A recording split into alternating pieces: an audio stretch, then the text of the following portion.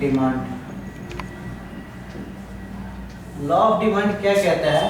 When price of a commodity increases its quantity demanded decreases and vice versa, ceteris paribus. यानी अगर price increase हो रहा है और डिमांड डिक्रीज हो रहा है, जब प्राइस इंक्रीज होगा तो डिमांड डिक्रीज होगा, एंड वाइस वर्सा का मतलब होता है प्राइस डिक्रीज होगा तो डिमांड हम लोग का इंक्रीज होगा। सेटरिस पेरिबस,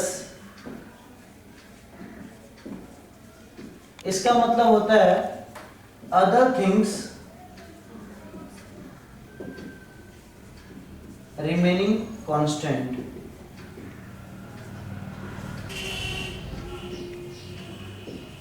अब अदर थिंग्स क्या है? जैसे डिमांड बहुत सारी चीजों पे डिपेंड करता है, price of the commodity, price of related commodity, income of the consumer, population, taste and preference, वो सारी चीजों के ऊपर डिपेंड करता है। बट लॉ ऑफ डिमांड सिर्फ प्राइस और क्वांटिटी डिमांडेड का रिलेशनशिप को दर्शाता है, शो करता है। ये बोलता है लॉ ऑफ डिमांड कि अगर प्राइस बढ़ता है तो डिमांड घटता है, और प्राइस घटता है तो डिमांड बढ़ता है। प्राइस के अलावा बाकी जो भी डिटरमिनेंट्स है वो क्या रहेंगे? कांस्टेंट रहेंगे। ठीक, अब देखो, ये तो ठीक है कि प्राइस बढ़ेगा डिमांड घटेगा, प्राइस घटेगा डिमांड बढ़ेगा, बट कितना से बढ़ रहा है या कितना से घट रहा है, ये कैलकुलेशन कैसे होगा? से सपोज करो पेन का प्राइस बढ़ गया, इसका डिमांड घटा, नेचुरल बात है, बट कितना से बढ़ा या कितना से घटा, ये मेजरमेंट करने के लिए एक कॉन्सेप्ट जो यूज में आता है उसको बोलते हैं इलास्टिसिटी ऑफ डिमांड।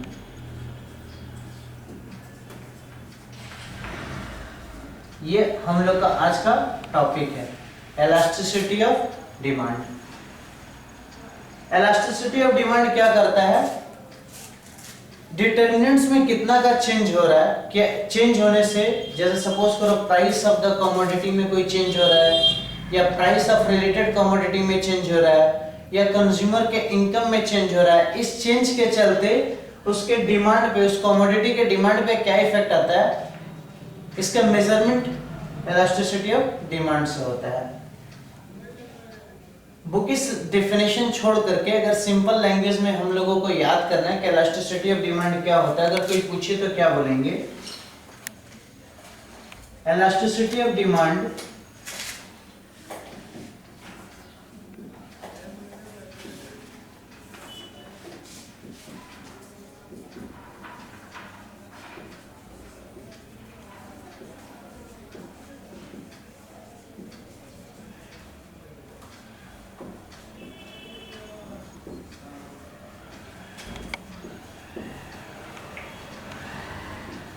याद रखना दो चीजें, इज इक्वल टू को हम लोग रीड करेंगे मे be defined as,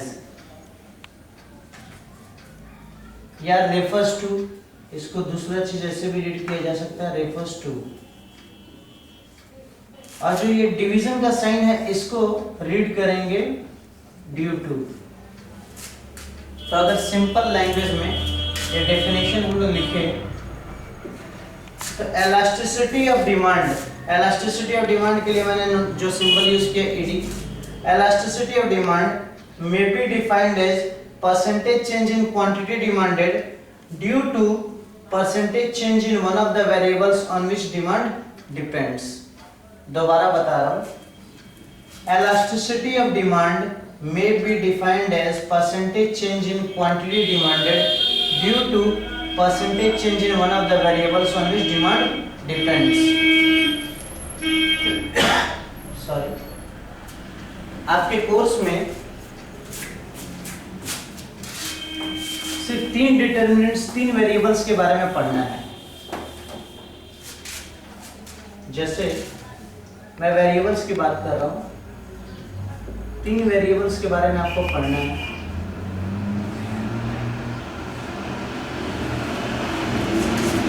price of the commodity,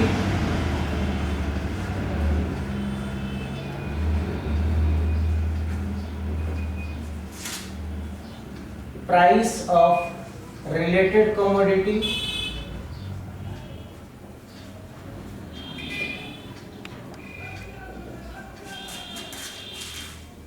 income of the consumer.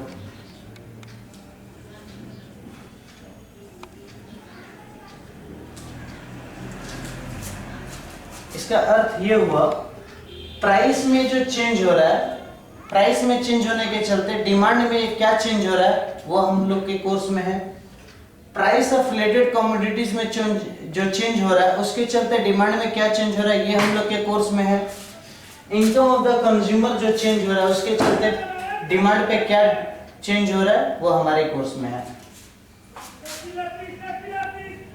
इसके लिए प्राइस इलास्टिसिटी ऑफ डिमांड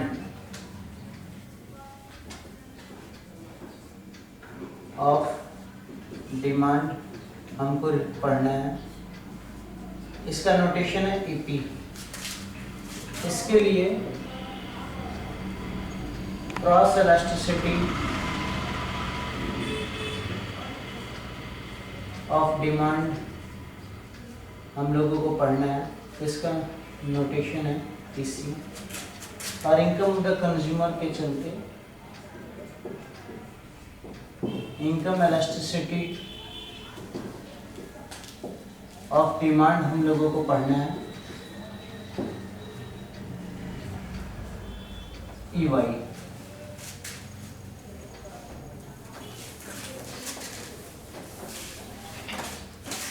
ये तीनों पे 2-2 मार्क्स का क्वेश्चन बन सकता है। फर्स्ट ऑफ ऑल अपने लेते हैं प्राइस इलास्टिसिटी ऑफ डिमांड।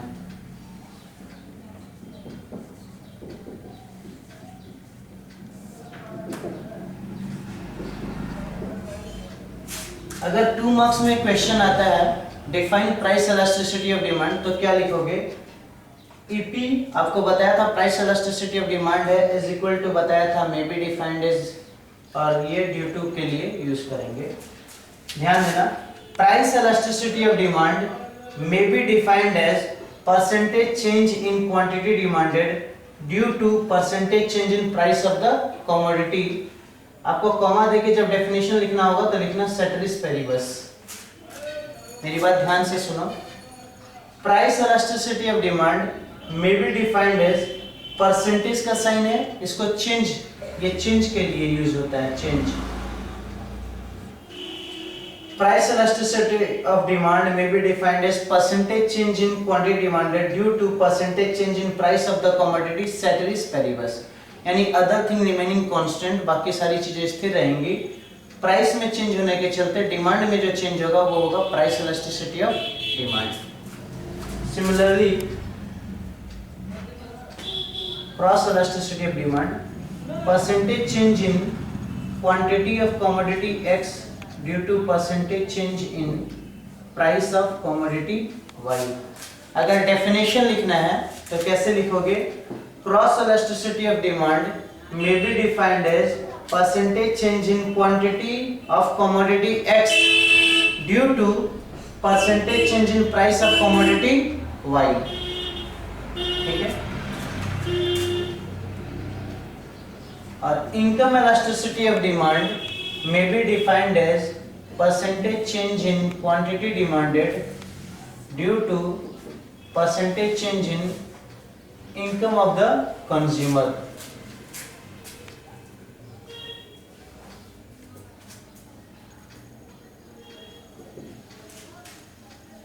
अगर 2 मार्क्स में आता है तो डेफिनेशन लिखने के बाद ये जो सिंबॉलिक फॉर्म्स है, इक्वेशन है, इसको आप नीचे आंसर में दोगे।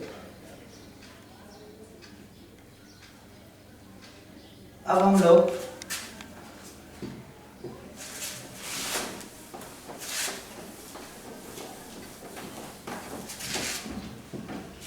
Types of price elasticity of demand देखते हैं। Types of price elasticity of demand पढ़ेंगे तो आपको बता दूं 5 टाइप्स है।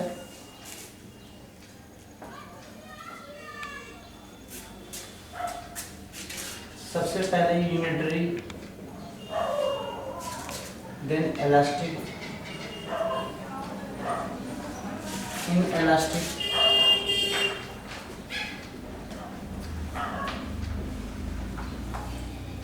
perfectly elastic,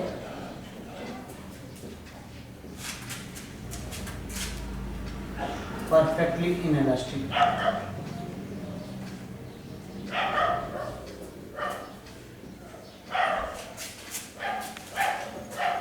unitary price elasticity of demand का मतलब क्या होता है? से आपके प्राइस में चेंज हुआ 5% का, और 5% प्राइस में चेंज होने के चलते आपके डिमांड में चेंज हो रहा है 5% का। अगर 5 आप काटोगे आएगा 1, यानी इलास्टिसिटी इज इक्वल टू 1। जहां पे इलास्टिसिटी इज इक्वल टू 1 आएगा वो होता है unitary price elasticity of demand. Elastic price elasticity of demand क्या होता है? से आपके प्राइस में चेंज हुआ 5% का, और उस 5% में चेंज के चलते आपके डिमांड में चेंज हो रहा है 10% का। आप जब इसको काटोगे तो आपका इलास्टिसिटी ये 2 आंसर आ रहा है, यानी इलास्टिसिटी ग्रेटर देन 1 है। ग्रेटर देन 1 जब होता है तो वो कहलाता है elastic price elasticity of demand. In elastic में क्या है?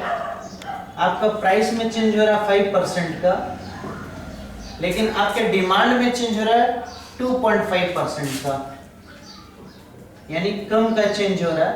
अगर आप काटोगे 1/2 आ रहा है, विच इज इक्वल टू 0.5, यानी यहाँ पे प्राइस इलास्टिसिटी लेस देन 1 होता है। जहाँ पे प्राइस इलास्टिसिटी लेस देन 1 होगा वो आपका inelastic price elasticity of demand कहलाएगा। परफेक्टली इलास्टिक में आपके प्राइस में 0% का चेंज हो रहा है, लेकिन आपका डिमांड 5% से चेंज कर रहा है।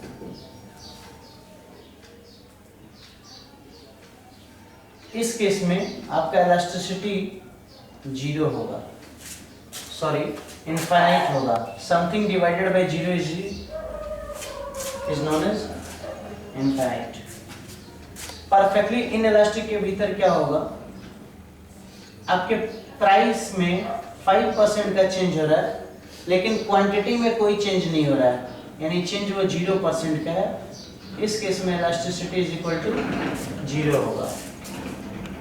आप गौर करोगे, मैंने जब टॉपिक स्टार्ट किया था तब बोला कि लॉ ऑफ डिमांड क्या बोलता है? प्राइस में चेंज होने के चलते प्राइस अगर बढ़ेगा तो डिमांड घटेगा, प्राइस अगर घटेगा तो डिमांड बढ़ेगा। और ये कितना से बढ़ रहा है कितना से घट रहा है, वो चेंज को मेजरमेंट के लिए इलास्टिसिटी ऑफ डिमांड का कॉन्सेप्ट आया है। मैंने आपको पांचों examples types of price elasticity के भीतर 5 एग्जांपल्स लिए। एग्जांपल्स के थ्रू मैंने शो किया कि ये 5 टाइप्स कैसे होते हैं। इलास्टिसिटी इज इक्वल टू 1 है, यानी यूनिटरी है। ग्रेटर देन 1 है, इलास्टिक है। लेस देन 1 है, इनइलास्टिक है। इनफाइनाइट है, परफेक्टली इलास्टिक है। और 0 है तो परफेक्टली इनइलास्टिक है। ये मैंने एग्जांपल के थ्रू आपको शो किया। इसके अलावा डायग्रामेटिकली भी इसको समझा जा सकता है। जैसे ये आपका एक्स एक्सिस है, ये वाई एक्सिस है, ओरिजिन है। यहाँ पे हम लोग क्वांटिटी लेंगे, यहाँ हम लोग प्राइस को लेंगे। से अपना ओरिजिनल प्राइस और ओरिजिनल क्वांटिटी ये है। प्राइस में चेंज हो रहा 5% का, यानी प्राइस 5% से घटा, डिमांड मेरा 5% से बढ़ेगा। ये P1, ये Q1 है। ये हम लोग का डिमांड करवाया। इलास्टिक के केस में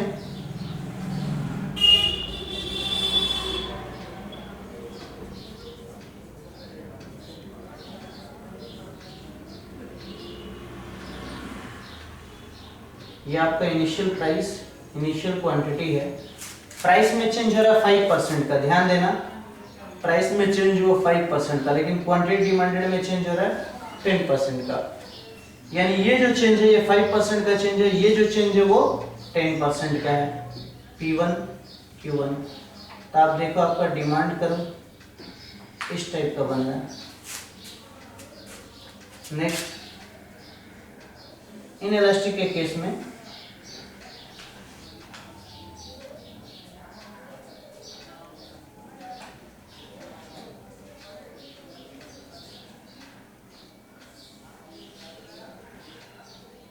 आपका प्राइस क्वांटिटी है, प्राइस में चेंज हो रहा है 5% का, लेकिन आपका डिमांड जस्ट 2.5% से चेंज हो रहा है। P1 Q1 आपका डिमांड पर आप देखो,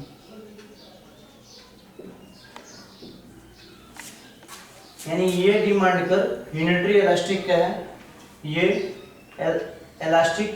इलास्टिसिटी का है, ये इन इलास्टिक का डिमांड कर रहा है। परफेक्टली इलास्टिक के केस में क्या होता है,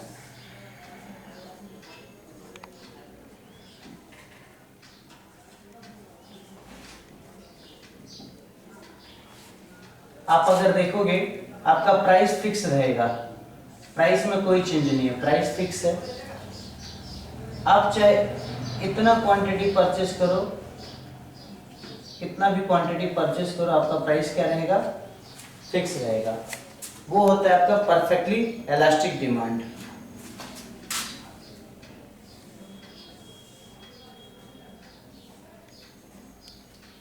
परफेक्टली इनइलास्टिक में क्या होता है, आपका क्वांटिटी फिक्स रहता है, प्राइस में कोई भी चेंजेस हो, क्वांटिटी क्या रहेगा, फिक्स रहेगा। ये आपका क्वांटिटी है, क्वांटिटी फिक्स है, प्राइस चाहे यहाँ पे हो, चाहे यहाँ हो, चाहे यहाँ पे हो, ये फिक्स रहेगा। अब देखो यूनिटरी इलास्टिसिटी किसका होता है, नॉर्मल गुड्स का। इलास्टिक किसका होता है, इलेक्ट्रॉनिक आइटम्स के बाद, इलेक्ट्रॉनिक आइटम्स का देखोगे, इलेक्ट्रॉनिक आइटम्स में अगर प्राइस थोड़ा सा बढ़ जाता है, मोबाइल का, टीवी का, फ्रिज का दाम 5% से भी बढ़ जाए तो उसका डिमांड मोर देन 5% फॉल होता है, और अगर वो प्राइस थोड़ा सा कम कर दे तो उसका डिमांड तेजी से बढ़ता है। इनइलास्टिक हो गया फूड आइटम्स, जैसे आप एग्जांपल ले सकते हो चीनी का। आज से 5 साल पहले चीनी 16 रुपया था, आज चीनी का दाम 40 रुपया हो गया है। आटा 10 रुपया था, आज आटा का दाम 30 रुपया हो गया है। क्या हम लोगों ने आटा और चीनी का कंजम्पशन घटा दिया है, नहीं घटाया, थोड़ा बहुत घटा होगा। जैसे कोई आदमी 2 टाइम चाय पीता था तो वो 1 टाइम पीता होगा, बट 1 टाइम पीता तो है। ये आपका एग्जांपल है गोल्ड का। गोल्ड का अगर प्राइस फिक्स रखा जाए तो अपने आप धनतेरस के दिन देखोगे, धनतेरस के दिन डिमांड अचानक से बहुत तेजी से बढ़ जाता है। दिवाली के दिन, शादी के सीजन्स में, अगर पूरा साल भर भी गोल्ड का प्राइस फिक्स रहे, 30,000 पे फिक्स कर दिया गया, वही ऑफ सीजन में जब खरवास वगैरह चलता है उस टाइम में गोल्ड का डिमांड मार्केट में बहुत डाउन रहता है। और ये जो एग्जांपल है ये सॉल्ट का है। सॉल्ट का प्राइस चाहे 1 रुपया हो चाहे 100 रुपया हो, आप चुटकी भर नमक ही यूज करोगे, उससे ज्यादा यूज नहीं करोगे। तो ये पूरा कॉन्सेप्ट क्लियर, कोई doubt?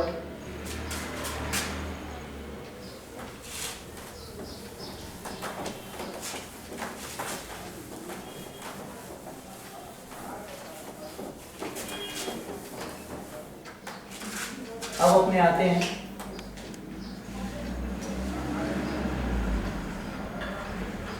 Measurement of price elasticity of demand.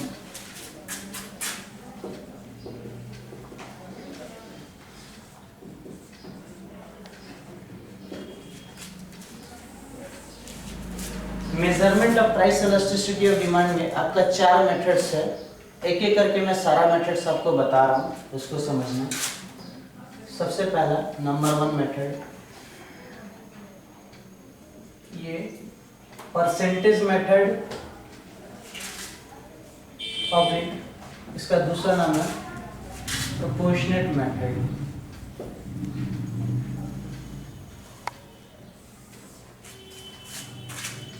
Percentage method या प्रोपोर्शनेट मेथड। इसको मैंने आपको स्टार्टिंग में बताया था, price elasticity of demand is equal to percentage change in quantity demanded due to percentage change in price. आप अगर एक चीज क्लियर करोगे, से सपोज करो आपने पिछली बार किसी सब्जेक्ट में 10 मार्क्स पाया था, इस बार आप उस सब्जेक्ट में 15 मार्क्स पा रहे हो, तो बोला जाएगा आपने कितना परसेंट का इम्प्रूवमेंट किया, चेंज कितना परसेंट का। वो कैसे मेजर होता है, जो चेंज होता है उसको ऊपर लिखते हैं 10 से 15 है, 5 ऊपर जाएगा। बेस जो मार्क्स था, बेस मार्क्स था 10, वो नीचे आएगा इनटू 100, 50%। सिमिलरली जो चेंज हो रहा है क्वांटिटी में, परसेंटेज का चेंज हो रहा है, उसके लिए change in quantity divided by quantity into 100। इसके बाद परसेंटेज चेंज इन प्राइस को हम लिख सकते हैं change in price divided by price into 100। ये लिखा जा सकता है। 100 से 100 को आपने काट दिया, आगे आया change in quantity divided by quantity into price by change in price, और हम लोग चेंज को एक साइड लाते हैं, change in quantity divided by change in price into price by quantity.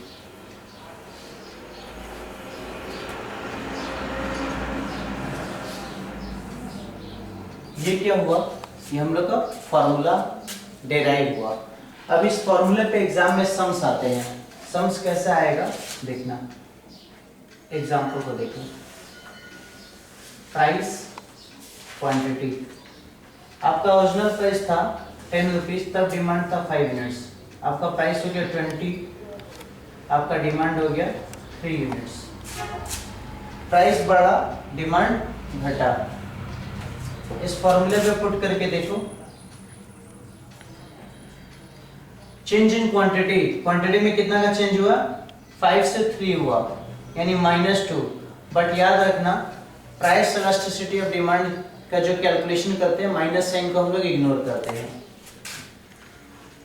2 change in price 10 से 20 हुआ 10, ओरिजिनल प्राइस 10 है, original quantity 5 है। 2/5 is equal to 0.4, यानी यहाँ पे इलास्टिसिटी क्या हुआ, लेस देन 1, इन इलास्टिक है। हमारे आंसर से पूछेगा एग्जाम में 0.4। अगर कोई क्वेश्चन देगा तो पूछेगा कि प्राइस इलास्टिसिटी कितना है, ये। अगर पूछेगा किस टाइप का है तो बोलोगे इन इलास्टिक डिमांड है। डिमांड किस टाइप का है, हो गया। अपने सेकंड मेथड में आते हैं। सेकंड मेथड का नाम है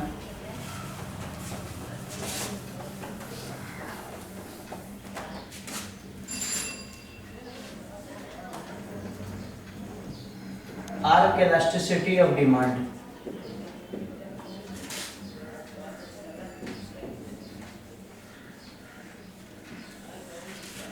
ये मेथड हम लोग कब यूज करते हैं, ये मेथड उस समय यूज में आता है जब हमें ओरिजिनल प्राइस के बारे में पता ना हो। ओरिजिनल प्राइस, जैसे ये एग्जांपल मैंने जो लिया था,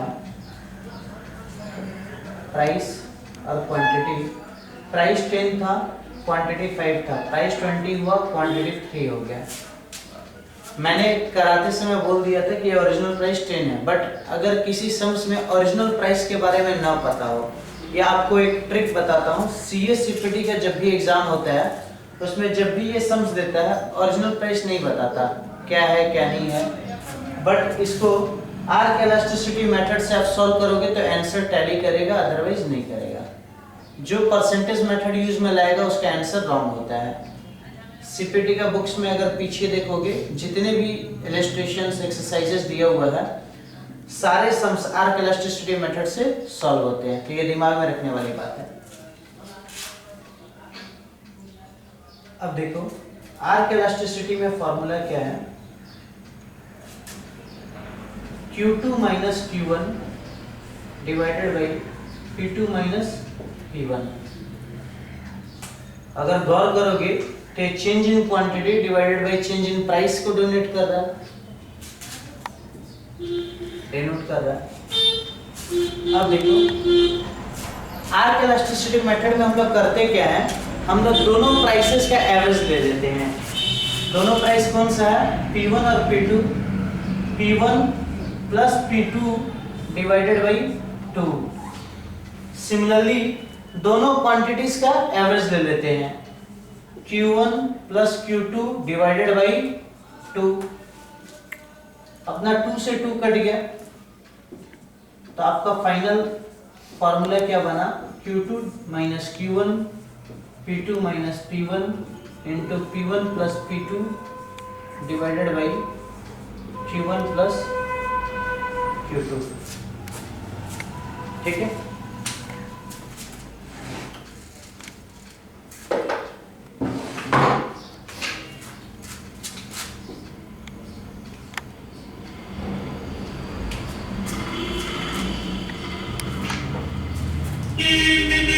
अब देखो इस एग्जांपल को सॉल्व करते हैं। अपने किसी को भी P1 या किसी को भी P2 मान लेते हैं। इसको मानते हैं कि ओरिजिनल प्राइस है, ये P1 है, ये Q1 है, ये P2 है, ये Q2 है। तो EP is equal to Q2 3 minus Q1 5, P2 20 minus P1 10 into 10 plus 20 divided by 5 plus 3 minus 2 divided by 10 into 30 divided by 8। 0 से 0 कट गया, 2/4। मैंने आपको बोला था माइनस साइन को हम लोग इग्नोर करेंगे, तो माइनस को अगर इग्नोर करेंगे तो मेरा आएगा 0.75 आंसर। यहाँ पे भी 0.75 आया, तो आपका इलास्टिसिटी क्या है, इन इलास्टिक है, डिमांड इन इलास्टिक डिमांड है।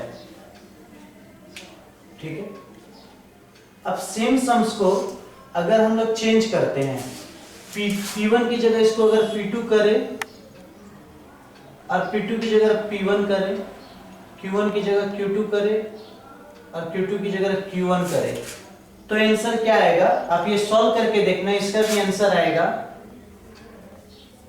0.75। ये आप घर में करके देख लेना होमवर्क में। लेकिन अगर सेम चीज को आप करोगे दूसरे मेथड से, यानी पहला जो बताया था परसेंटेज मेथड, तो वहां पे आंसर दूसरा आएगा। दोनों मेथड से दोबारा कर लेना, घर में करके देखना, आंसर डिफर आता है। आर्क इलास्टिसिटी में चाहे आप ओरिजिनल प्राइस इसको मानो या इसको मानो, आंसर सेम आएगा, बट परसेंटेज मेथड में दोनों का आंसर दो तरीके से आएगा।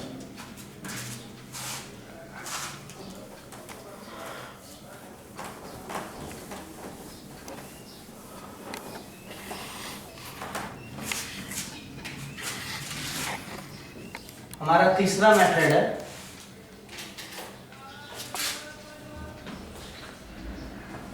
Geometric oblique graphical method.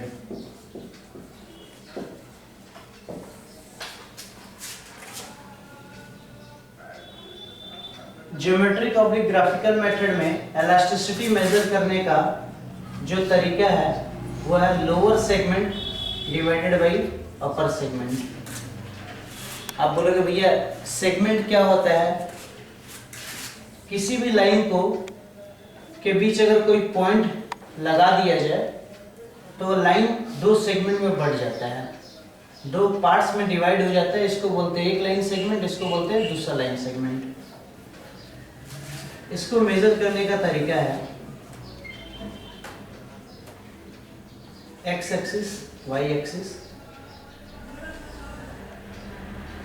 अपने एक लाइन ड्रॉ करते हैं ए बी से, ए बी एक लाइन है और इस लाइन को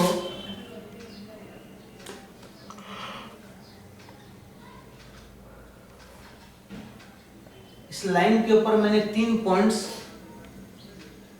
लगाए और ये दोनों पॉइंट जो एक्स एक्सिस और वाई एक्सिस को टच कर रहा है।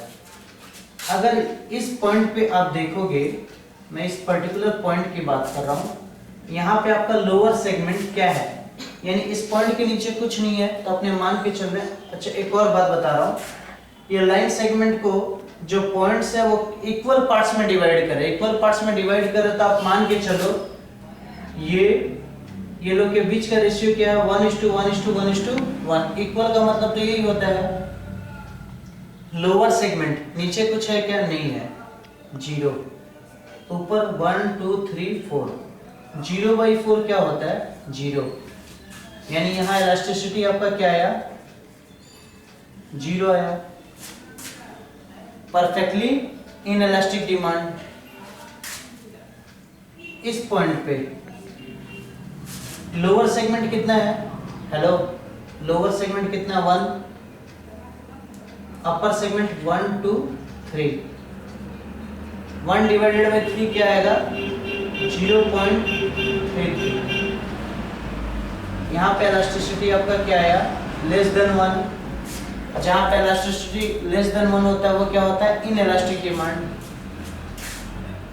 इस पॉइंट पे lower segment 1 + 1 2, upper segment 1 + 1 2, 2 divided by 2 क्या आएगा, 1, यानी elasticity is equal to 1, unitary elastic demand. इस पॉइंट पे लोअर सेगमेंट 1 2 3, अपर सेगमेंट 1 आया इज इक्वल टू 3, यानी इलास्टिसिटी आपका क्या है, ग्रेटर देन 1, यानी इलास्टिक डिमांड हुआ। इस पॉइंट पे 1 2 3 4, लोअर सेगमेंट हुआ आपका 4, अपर सेगमेंट कुछ नहीं है, 0, इंफिनिटिव आया, यानी इलास्टिसिटी यहाँ पे क्या हुआ, इंफिनिटिव हुआ, यानी परफेक्टली इलास्टिक।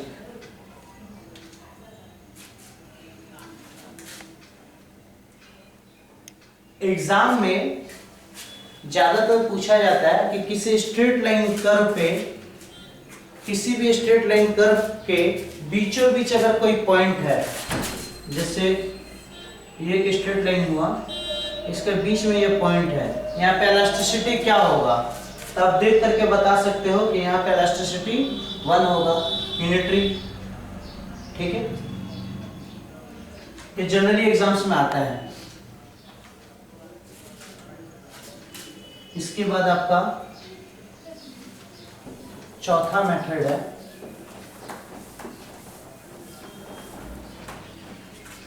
उस चौथे मेथड का नाम है total outlay method.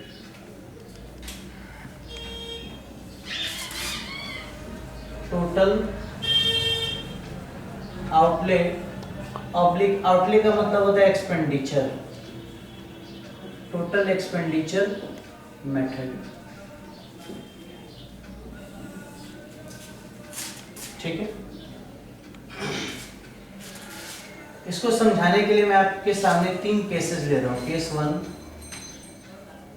Case 2, case 3। Price, quantity, total outlay oblique total expenditure. Price, quantity, total outlay oblique total expenditure. Price, quantity, total outlay oblique total expenditure. Price आप मान के चलो 2 रुपया है, आपका यूनिट्स है 10, टोटल आउटले हो रहा है 20। ये इनिशियली आपका हर जगह है। तीनों केसेस में हम लोग प्राइस को 2 ले रहे हैं, क्वांटिटी 10, टोटल आउटले आपका कितना आ रहा है, 20 आ रहा है। से आप प्राइस घटा रहे हो, प्राइस आपका हो गया 1 रुपीज तीनों केसेस में, केस 1, केस 2, केस 3। आपने अपना प्राइस घटाया,